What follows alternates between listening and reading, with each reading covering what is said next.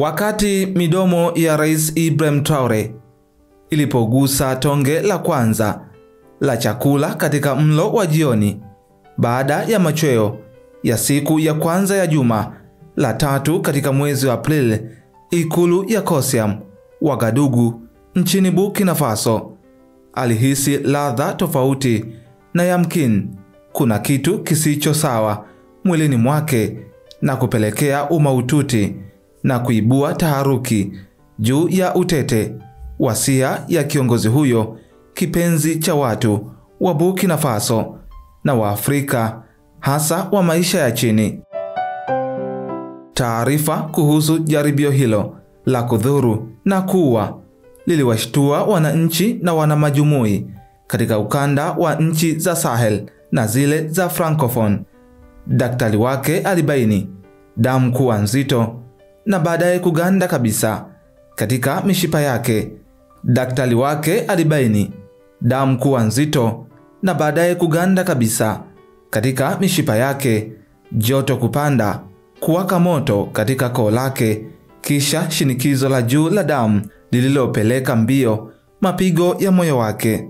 Wasaidizi na watu wa itifaki hawakuisha kutapatapa wasijue ni nini kitatokea kwa kiongozi huyo hata baada ya dakika moja ijayo.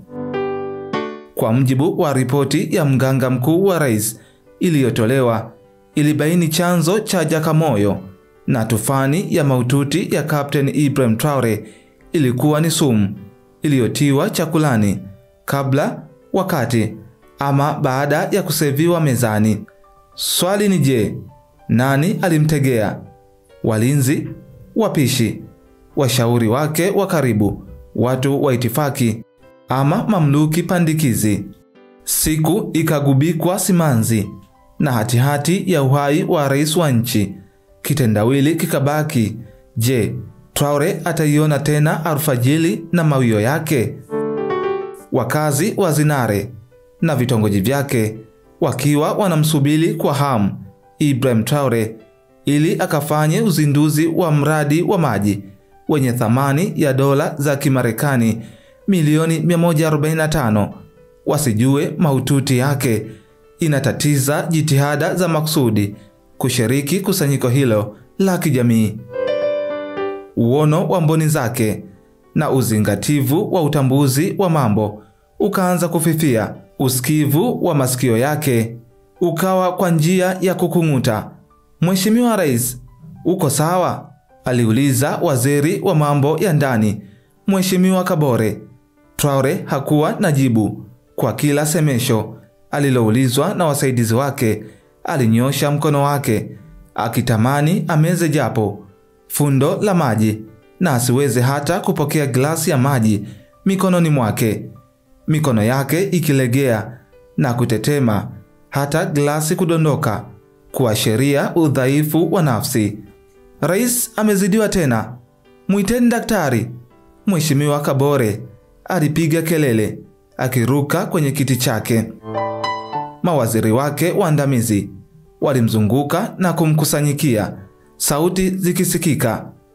Traore alijaribu kubaki na fahamu, lakini kila kitu kilikuwa kikizidi kufifia. Zuieni wageni wa ikulu na wote wenye miadi na Rais Traore kwa siku ya leo, aliagiza mkuu wa intelijensia Bwana Ouedraogo. Hakuna kuingia.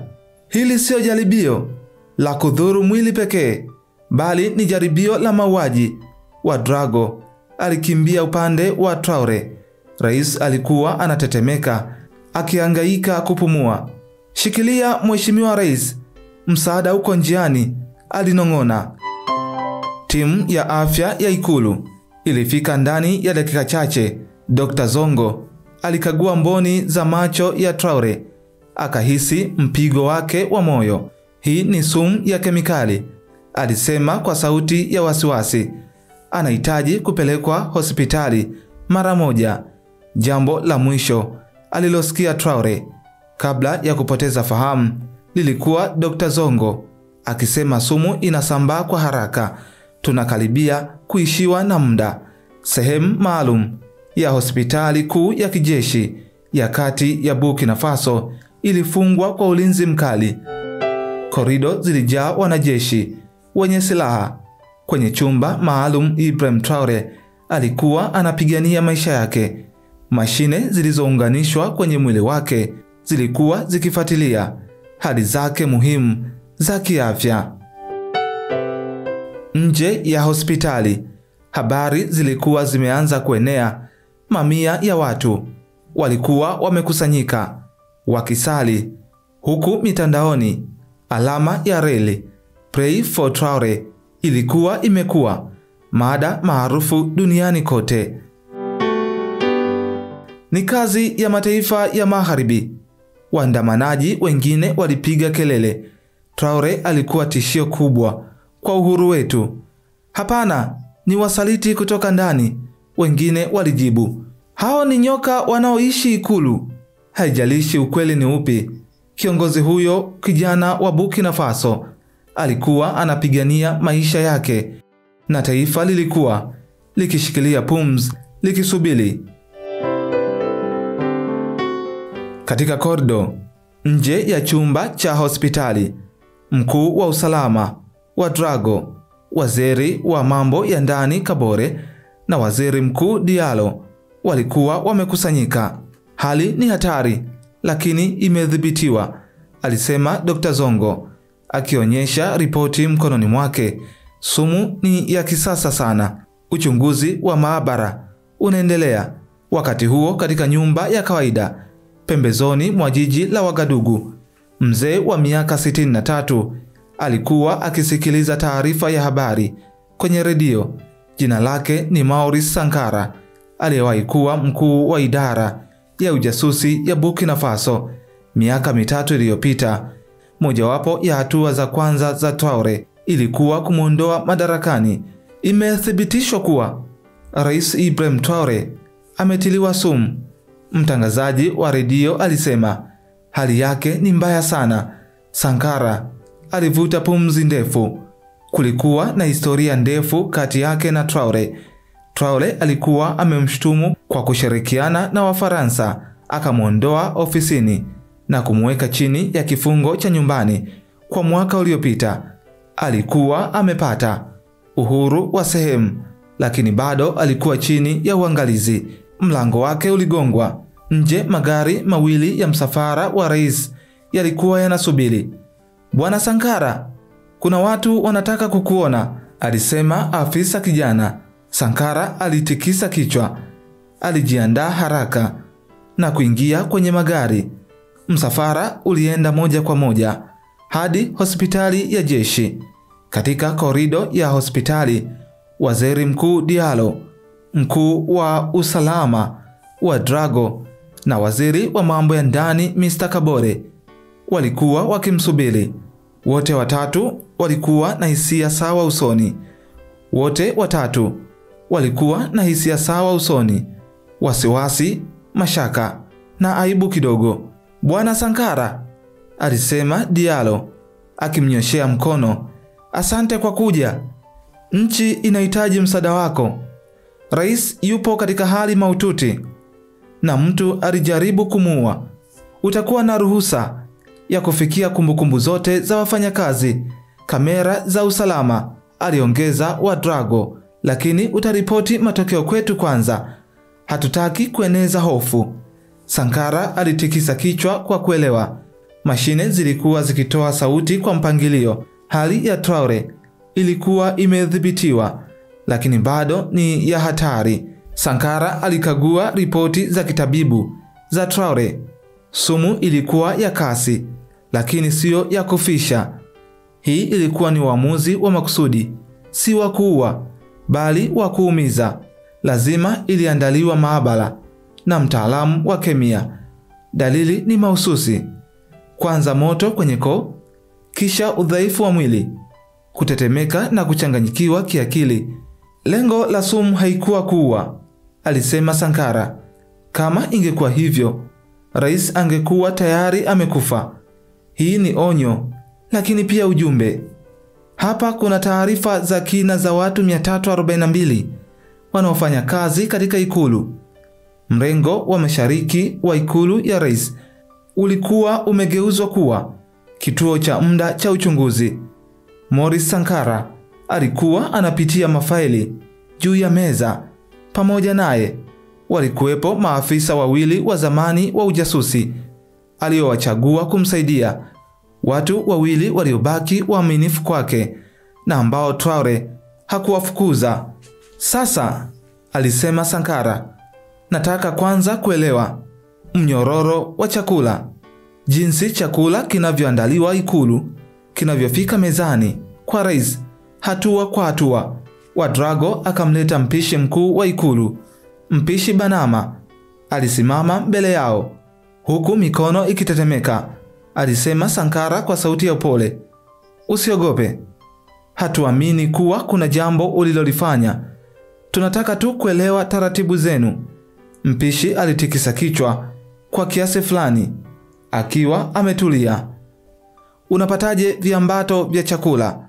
Chakula chote hulimwa maalum, kila sehemu hukaguliwa, na chakula kikishaandaliwa kinapelekwa mezani kwa rais. Jana jioni alikuwa ni Suleimane aliyekipeleka chakula mezani kwa rais. Ni mhudumu aliyeaminika, amefanya kazi hapa kwa miaka 8. Sankara aliandika maelezo hayo. Alimruhusu mpishi kuondoka na akamgeukia Ouedraogo, mpate mhudumu Suleimane mara moja. Lakini Suleimane hakuweza kupatikana.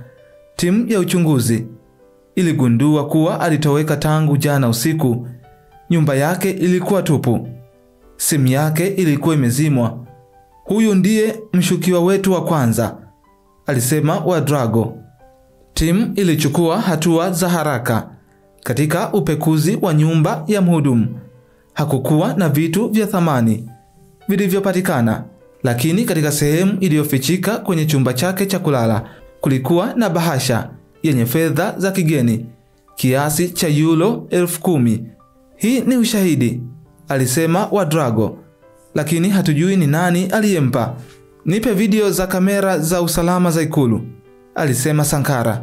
Nataka kuona kila kitu kilichotokea katika wiki iliyopita katika chumba cha usalama cha Ikulu. Sankara na timu yake walitumia masaa kadhaa kuangalia video za kamera za usalama.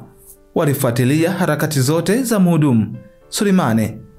Saa 4:32 Suleimane anazungumza na mtu katika bustani nyuma ya Ikulu. Mtu aliye kwenye screen alikuwa ni mmoja wa washauri wa Ikulu, Hamidou Savadogo, mshauri wa uhusiano wa kigeni. Savadogo alikuwa akimkabidhi mhudumu bahasha ndogo. Savadogo alikamatwa kwenye mrengo wa magharibi mwa Ikulu katika ofisi yake mwenyewe. Alipofikishwa kwenye chumba cha uchunguzi, alionekana kuwa mtulivu. Mimi ni msambazaji tu. Na hapa, msambazaji wa nani? Aliuliza Sankara bila sauti kuwa kali. Siwezi kusema, alisema Savadogo akianza kutokwa na jasho. Wataniua. Sankara alijitosa mbele. Bwana Savadogo, kama Rais Traore atakufa, hii itakuwa ni jaribio la kuuawa. Vita vitatokea nchini na wewe utakuwa mshukiwa mkuu wa mauaji haya. Kifungo cha maisha, labda hata adhabu ya kifo. Sasa nakuuliza tena mara ya mwisho, nani alikuwa giza? Savadogo alikaa kimya kwa muda, kisha akaanguka. Afisa mmoja kutoka wizara ya mambo ya nje ya Ufaransa, jina lake ni Pierre Dumont. Tulikuwa kwenye kongamano huko Paris miezi 2 iliyopita. Alinipatia ushirikiano, lakini kisha waliniomba zaidi, kumuua Traore. Lakini sikumuua, ilikuwa ni kumfanya awe mgonjwa. Sumu haikuwa na madhara makubwa. Angewashwa kwa wiki kadhaa. Kipindi hicho waziri mkuu angechukua utawala na kusaini makubaliano fulani. Masaa machache baadaye Morris Sankara alikutana na waziri mkuu Diallo, mkuu wa usalama Ouedraogo na waziri wa mambo ya ndani Kabore. Aliwaambia alichogundua. Hivyo ni Wafaransa, alisema Diallo kwa kufikiri. Walikuwa na wasiwasi na sera mpya za uhuru wa Burkina Faso. Savadogo amekamatwa. Ibrahim Traore alielezea jaribio la kumuua kama shambulio kwa uhuru na uhuru wa Burkina Faso. Kwa uamuzi wa kushangaza, Traore alimteua Maurice Sankara kuwa mshauri wa usalama wa taifa. Hii ilimaanisha kumrudisha mtu ambaye alikuwa amemfukuza miaka 3 iliyopita. Miezi 6 baada ya jaribio la kumuua, Burkina Faso ilikuwa katika nafasi imara. Kambi ya jeshi ya Ufaransa ilikuwa imeondolewa nchini. Haki za uchimbaji madini zilirekebishwa. Ibrahim Traore na Maurice Sankara walikuwa wakihakikisha maendeleo ya nchi katika njia ya uhuru.